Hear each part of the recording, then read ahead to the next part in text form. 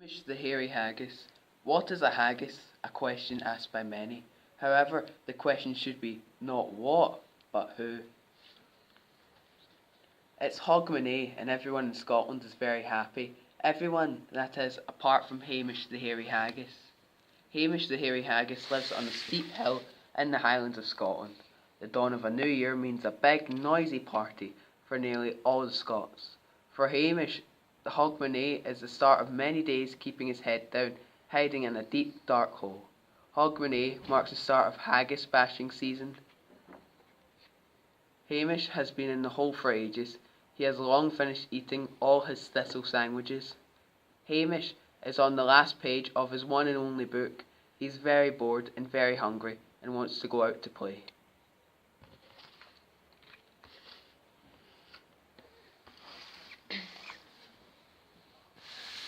The hairy haggis bashers are usually very noisy, so Hamish listens hard at the opening of the hole. It seems to be quiet outside. Maybe the haggis bashers have gone home for the day, thinks Hamish. He decides to leave the hole and search for more thistles to make sandwiches. Big mistake. As Hamish sticks his head through the hole, a great hammer hits him very hard on the head. The hairy haggis basher had been hiding in the cellar. Hamish is in big trouble now. The haggis basher carries Hamish down the hill and heads for his hometown in haggis. Hamish wakes up and finds himself in a cage. Beside him in the cage are some very smelly turnips called neeps and some very dirty old potatoes known as tatties. Hamish is a bit groggy but climbs over a neep to peep through the bars of the cage. What he sees in the vast room beyond makes him tremble with fear. This must be the ancient ceremony that his grandfather Harry, the even hairier haggis, once told him, the burnt supper.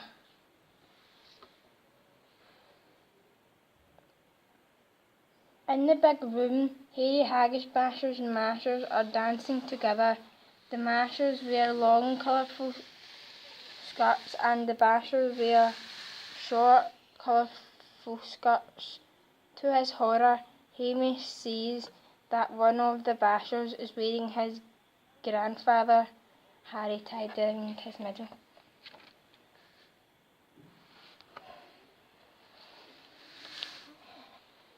Hamish's grandfather was the great chieftain of the pudding race.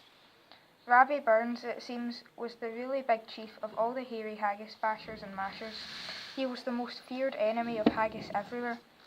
Hamish knows he must escape from the cage. He tries to think of a plan.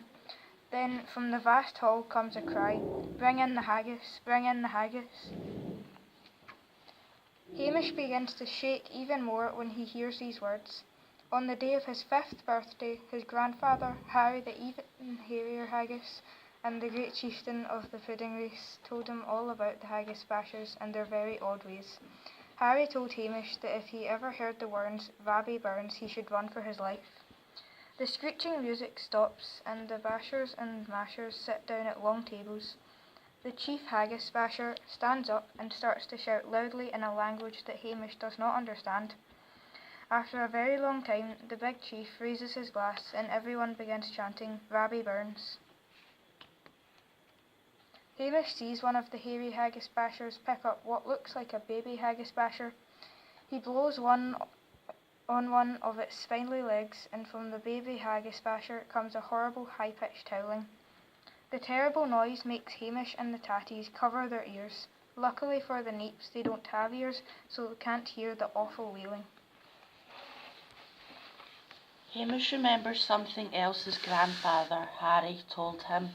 When you hear the horrible howling, leg it, leg it, leg it, thinks Hamish.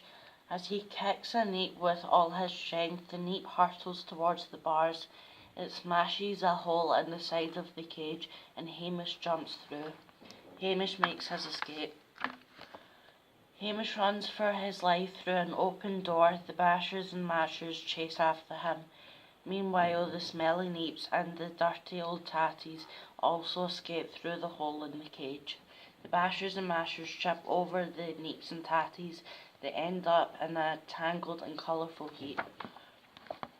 Hamish is nearly caught by one of the bashers, but luckily Hamish's grandfather springs to life, wraps his leg around the basher's ankles and trips him up.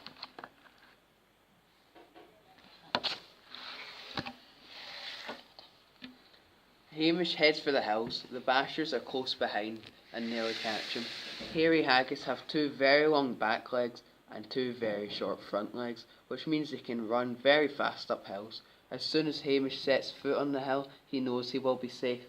Hamish is nearly at the very top of the hill when the bashers are still at the bottom. They were out of breath and very angry. Hamish sends a traditional haggis greeting to the bashers. A few hours later, the hairy haggis, bashers and mashers have given up on the hunt for Hamish. In the kitchen of the big hall, they mix together something very strange ingredients in a huge bowl. Later, they sit down and try to pretend to their guests that this odd gooey mess is real haggis. Hamish warms up some thistle soup. He doesn't have the appetite for the basher stew. He's very happy knowing that he is safe from the hairy haggis bashers until next year.